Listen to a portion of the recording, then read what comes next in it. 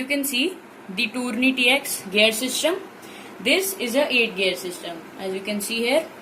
So today's video is based upon how to adjust your gear and how to adjust your friction. The front is also from Tourney.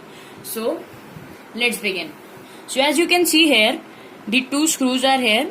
So this screw is for low limit and this is for high limit.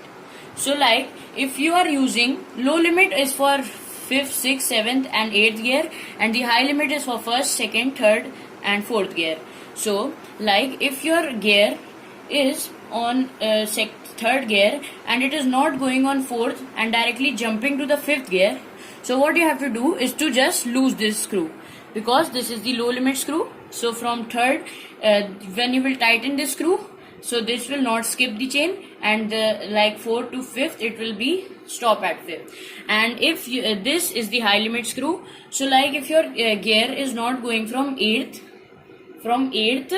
to 7th or from 7th to 6th, so you have to tighten this screw and you have to loose this screw. So when you will tighten this screw, the chain will easily shift and stop at the gear which you have set.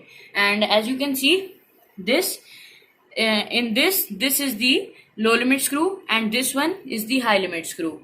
So like if your friction is at the first, as you can see here, this is at the 1, so and you have to bring it at second. So this, the high limit screw, you have to just tighten the high limit screw, then it will be easily shift. And like if it is on 3rd, you can see this is on 3rd, and then when you have to bring it on 2nd, you have to just loose this low limit screw. When you will lose this low limit screw, like rotating it anti-clockwise, so the chain will directly jump from 3rd to 2nd and it will easily shift. So this was the Tourney system, and in any basic gear system, these are the normal screw, and it would be written here H and L, high limit and low limit.